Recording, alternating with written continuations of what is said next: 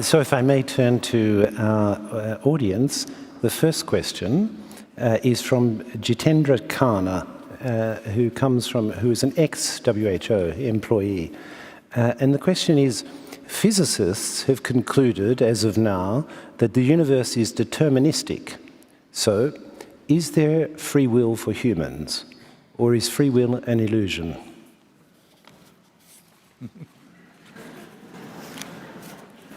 See, right now, all of you sitting here, whether you sit here in a pleasant manner next to the person who is sitting next to you, or you abuse them, or you stab them, or you throttle them, is it by your will or is it by some universal law? I'm asking. Hello?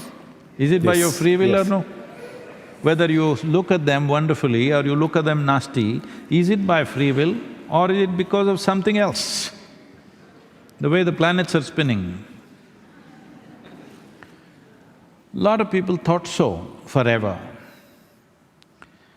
because people think they are the way they are because of the way the stars are moving right now. Unfortunately, a whole lot of stars they're looking at don't even exist, they're gone long time ago.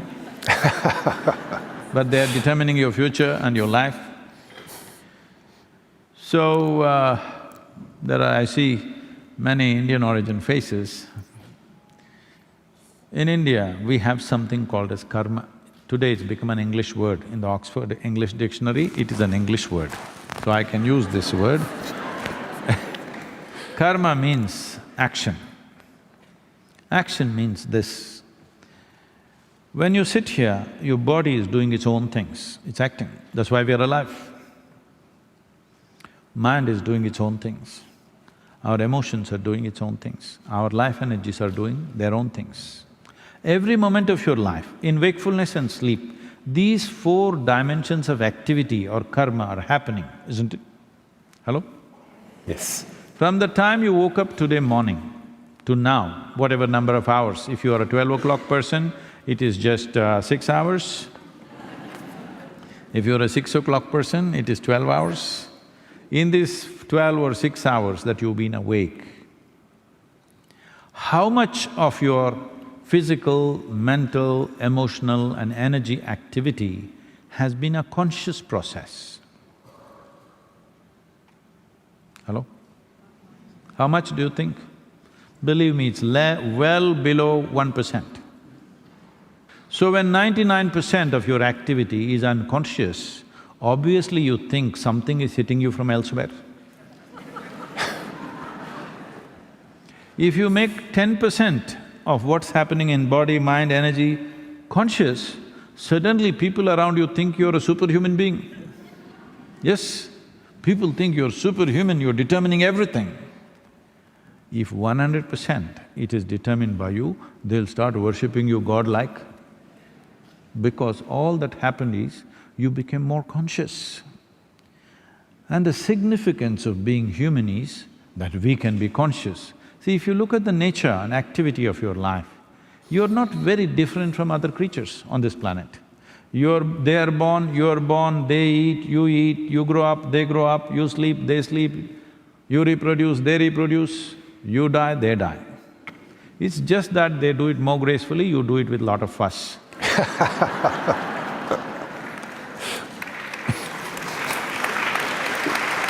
So,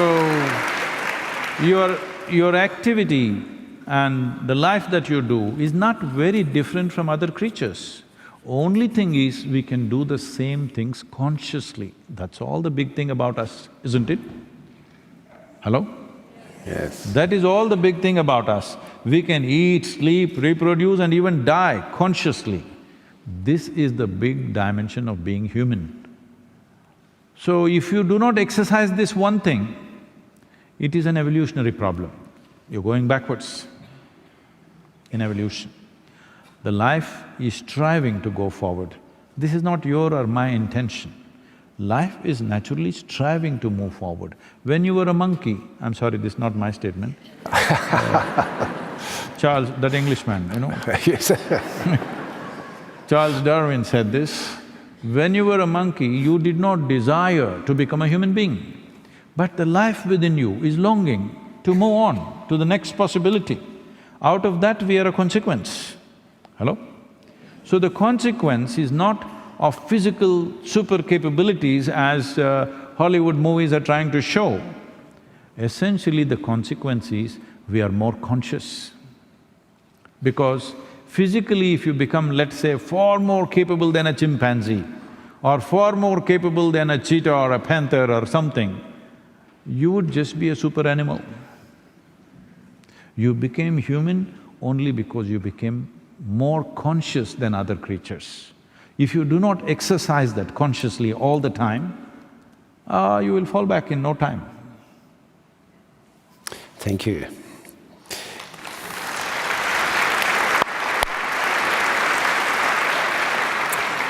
So now we have a question from Nilufar Bawa, former employee of the Global Fund to Fight AIDS, Tuberculosis and Malaria. What is the future of our planet? We are running out of water.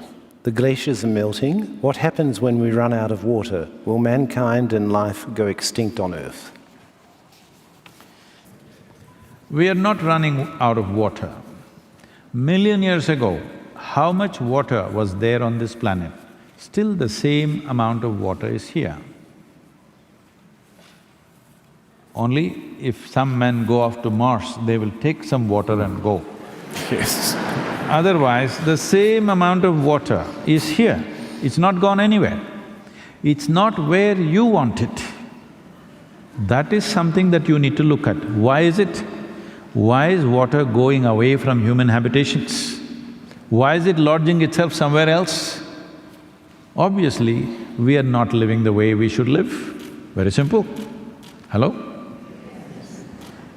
We always went in pursuit of water. Where there was a river, civilizations developed. But now water is trying to move away from us. We must be doing something fundamentally wrong. Hello? Isn't it?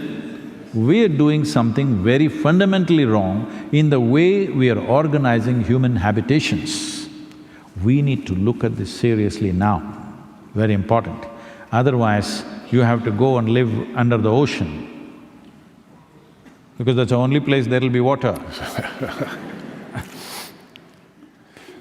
Thank you. So I stay on water, and this one comes from Sasang Pai, a cognizant. I came to know the Isha Foundation through Rally for Rivers. Please could you enlighten us on the possibility and progress and how we can contribute? I think they showed something on the video about Rally for Rivers. We made a 760-page policy recommendation as to how Indian rivers should be managed. Because on an average, all Indian rivers on an average have depleted about 40% in the last 70 years. Some rivers have receded over 60 to 70%, major rivers.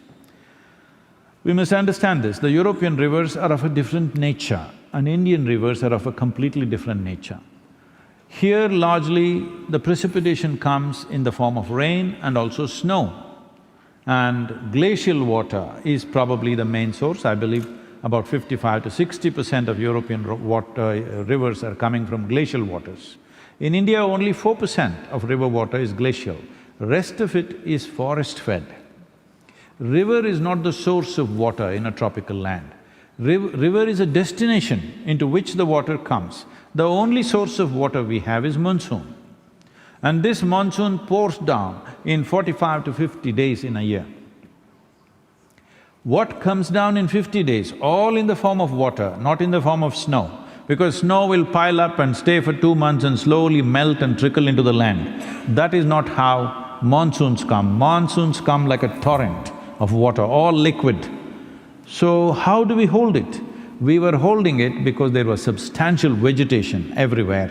So vegetation and the richness of the soil held it and slowly let it go in the form of streams and rivulets which all joined together and became a river.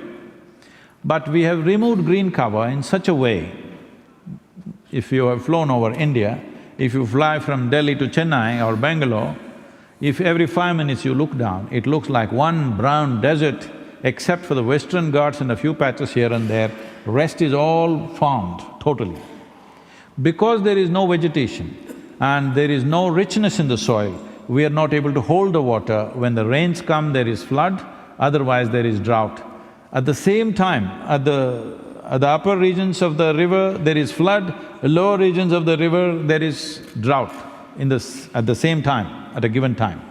This phenomena is happening mainly because of removal of vegetation. To what extent? Means you must understand this. For example, Ganga Basin, where it accounts for 25% of India's geography, 33% of India's agriculture, we have removed 92% of green cover in the last 60 years. What's the plan? So Rally for Rivers mainly is pushing towards putting back at least 1/3 of the green cover back on the Indian subcontinent.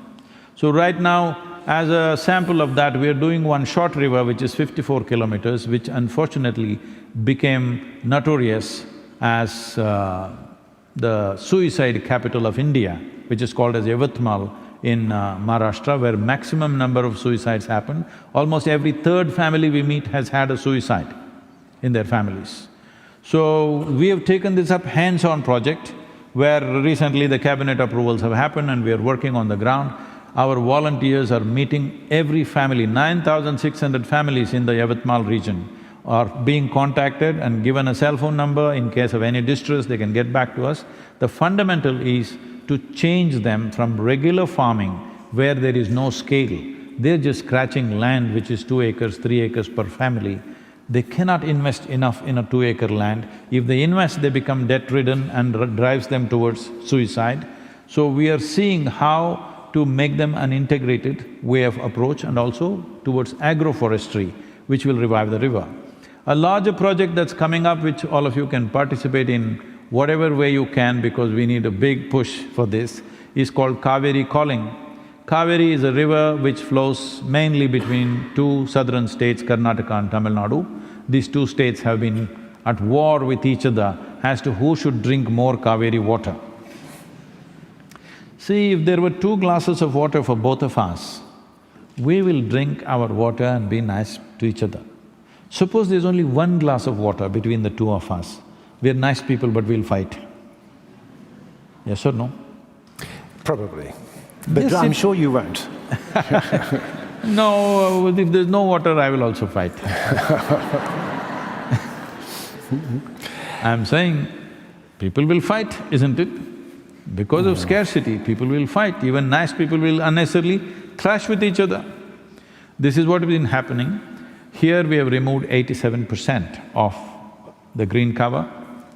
Kaveri is very dear to me because I grew up around this river. Once I floated down this river for 13 days on just 4 truck tubes and a few bamboos. I lived off the river. In my experience, I never saw this river and fantastic forest that was around as natural resource. I always experienced this as a life larger than myself. It's a much bigger life than you and me. And it has been there before you and me and it should be there after you and me. But right now we brought it to a place where it may not be there. What's been there for 1,000,000 years may not be there for the next generation. We're bringing it to that place. Right now the scientific studies show Kaveri has depleted 46%, but I don't agree with this because they are taking the monsoon flow also as the volume of water. If you leave the monsoon flow, if you just go and see the river after October, in my eyes, it seems like it's 25 to 30% of what it was when I was a child around that place. So it's depleted so sharply, it's been troubling me. So now we are doing this. This is a rally of a different kind. The Rally for Rivers was purely an awareness because river is a concurrent subject in India between the central government and the state government. We wanted to bring that concurrence, which we managed for the first time. These 16 states at that time were ruled by 6 different political parties. For the first time, they came together on one cause. Otherwise, opposition parties have always been, whatever one says, the other will say just the reverse of it. This is how it's been. But they came together and spoke in one voice, which itself was a tremendous thing. It showed the maturity that there is, in spite of the daily fighting that happens, when real issues come, They stood up for one cause that was fantastic. 162 million people supported this cause in 30 days' time. I personally drove 9,300 kilometers, 142 events. Literally, we were on the road 30 days non-stop driving and talking ourselves hoarse. But this did the job. Now, the Rally for Rivers recommendation became the official recommendation for the 29 states, that the government sent this as an official recommendation. 3 to 4 states are very proactive, they're going and doing their own thing, which is very good. Another 6 states we've signed MOUs, but now we need a large-scale demonstration.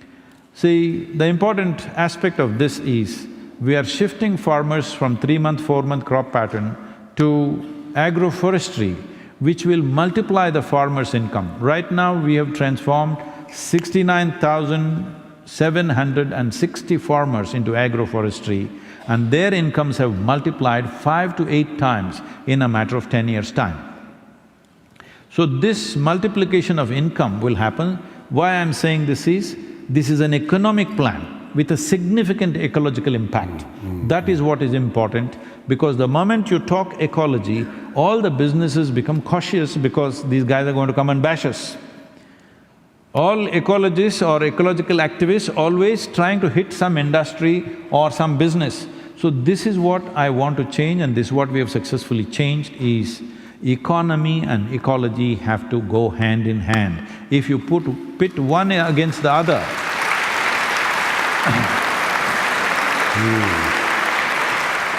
if you pit one against the other, economy will win hands down, ecology will be battered.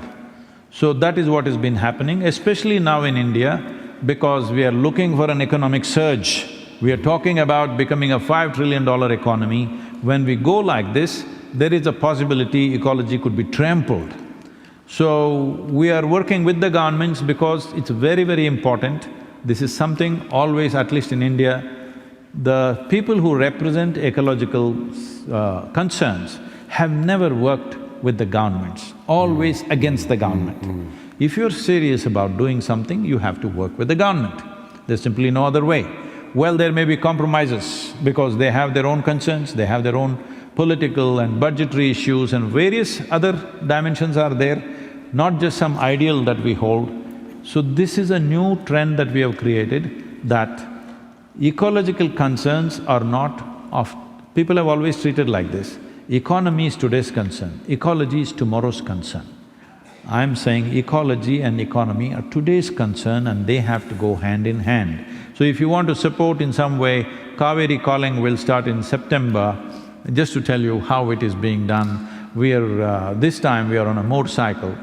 A group of us are riding down 1,500 kilometers, nearly 1,500 kilometers down the river, camping on the river, creating about 35 events along the way.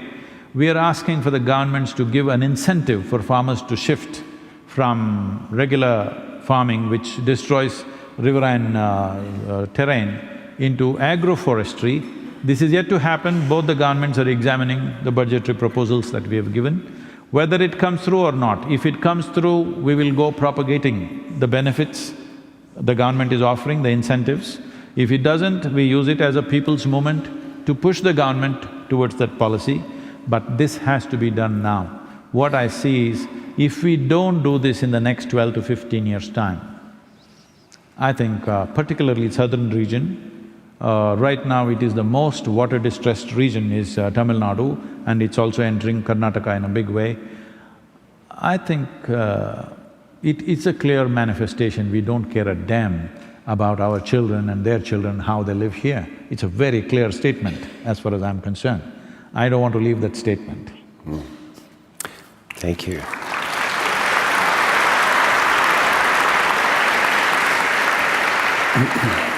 So this question takes us more explicitly to yoga.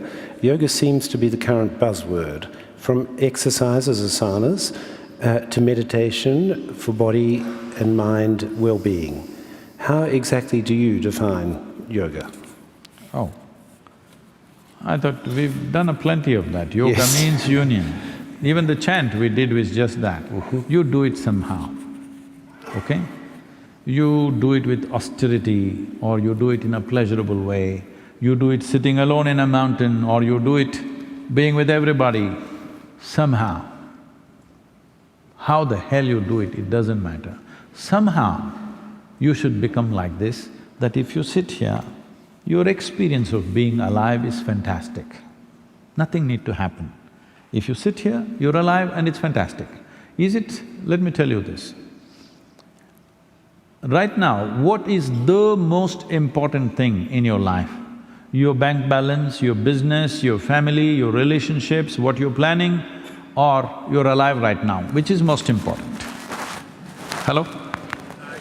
You're alive right now, that is the most important thing, isn't it? So you do this much, I'll teach you a simple yoga right now. Tomorrow morning, if you do wake up, see, you think it's a joke. You're thinking it's a joke. No, mortality is not a joke. This is the problem with most people. Most people think other people die. No, you and me will die. Hello? You and me will die, isn't it? I'll bless you with a long life, but still you die with a blessing, isn't it? Mortality is a real thing. Every day, nearly 250,000 people don't wake up tomorrow morning. By natural process. So in case you wake up tomorrow morning, check if you're still alive. If you are, will you give yourself one big smile, you're still alive? Hello? Hello, will you do that?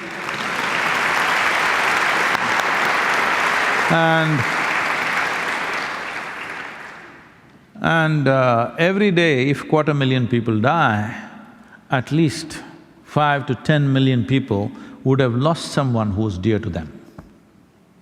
You check those 5–10 people who matter to you. If they're all alive, will you give yourself one more smile? Hello? To yourself, not to somebody. All of them are alive today, all the people who matter to you immediately. Will you give yourself one more smile? It is 7 o'clock and you're still alive. Please understand this, what is ticking away is not a clock, it's your life which is ticking away. Since you came and sat here, you're 2 hours closer to your grave. Hello? Yes or no? Mortality is a real thing. If you're conscious of it, then you will make the best out of this. You think you're eternal, then you live like a fool. You have time for all kinds of idiotic things. If you know life is ticking away, you will do the best things that you can do, isn't it? Hello? You will not do the best thing, you will do the best things that you can do, and this is all we can do. In your life, if you do not do what you cannot do, that's not the issue. But if you do not do what you can do, you're a disastrous life. So yoga means to avoid this disaster.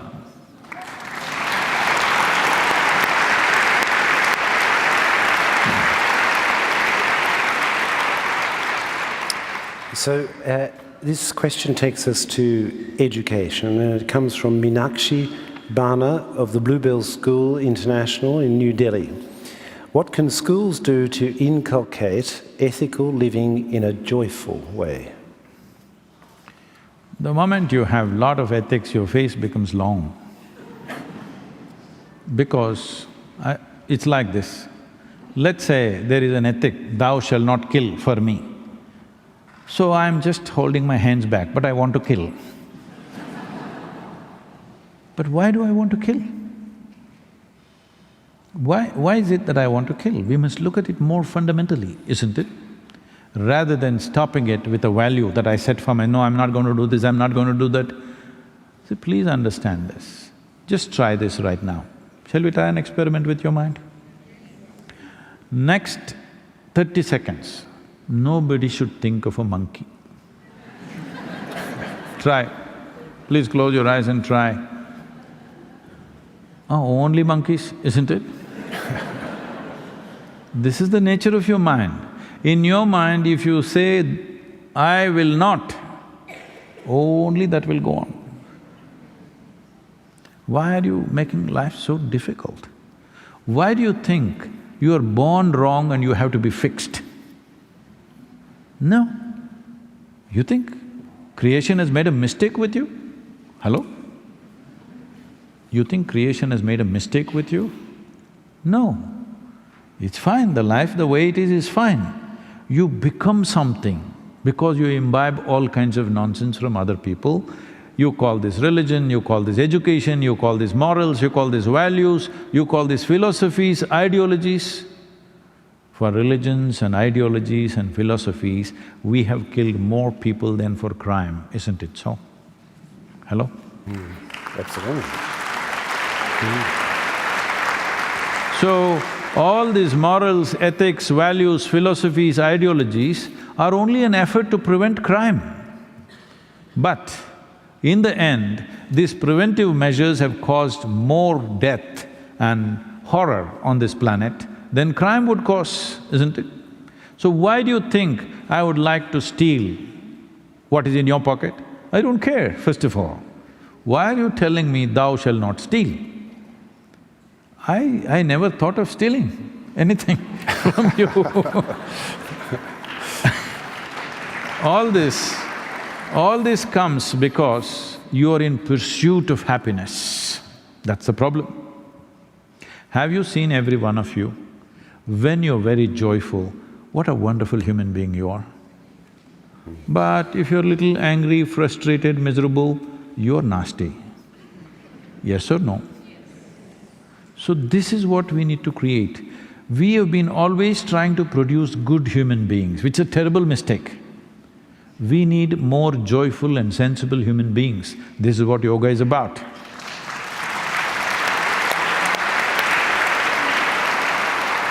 Joy is an insurance. Joy is an insurance. When you're joyful, you want to kill somebody? Hello? Only when you're miserable you want to kill somebody, isn't it? Thank you. Now, I think if I'm reading, we're coming to a… May we have one last one, perhaps? Okay. There are many questions, but a last one from Hiranjani, a Biz.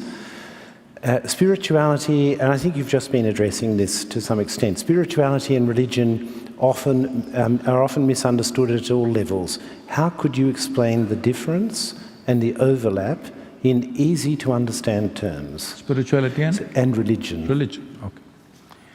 See, if you say, I'm religious, you naturally identify yourself as a believer, isn't it? Hello? That you believe something, whatever that is.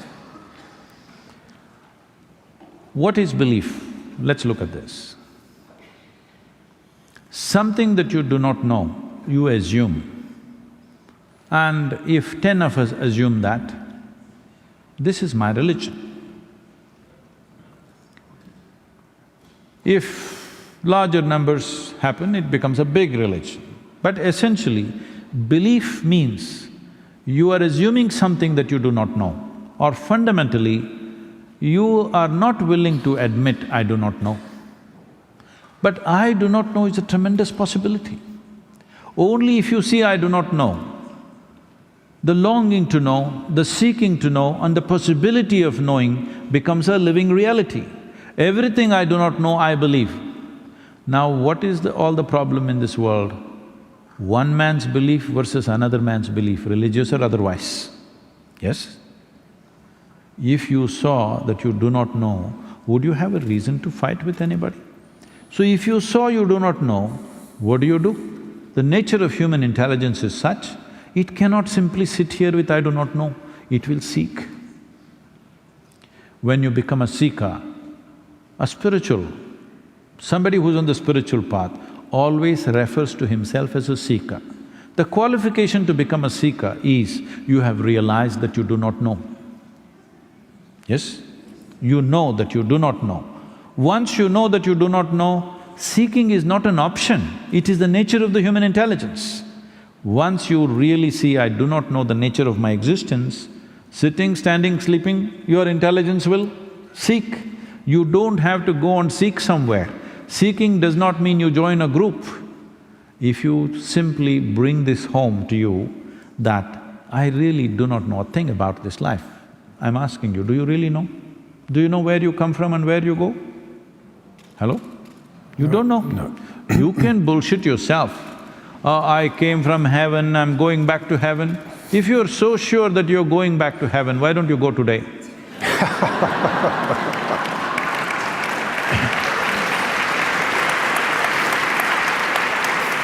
I'm saying, those who are dead sure about it are doing such things, isn't it? Hello? If you knew that you are going to a better place than here, why don't you go?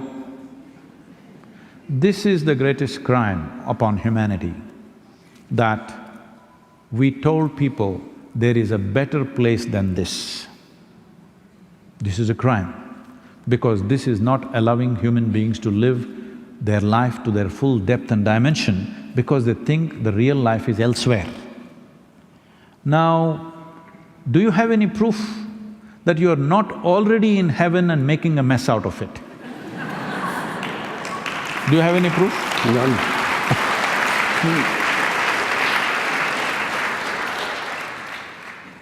If you understand, if you pay enough attention to life, if you see on the surface, this is a leaf, this is a flower, this is that, everything we know. But if you pay enough attention, you don't know a thing. You really don't know a thing, not even about your own existence, isn't it? When this really comes home to you that I do not know, you're a natural seeker, you don't have to join any group, you don't have to follow anybody. You're a natural seeker. In whichever way your intelligence can seek, it will start seeking. In every possible way it will seek, because this is the nature of human intelligence. Seeking is not a choice. You can stop seeking simply because you make up something and you believe it. If you don't believe or disbelieve anything, you simply pay attention to everything, you will become a seeker. Because it is only human attention which opens the doors of this universe. Without a penetrating attention, nothing will open for you. But once you believe, you don't have to pay attention to anything, because you know it, you know everything, how it happened and how it's going to end. It's already ended. Thank you so much. Thank you.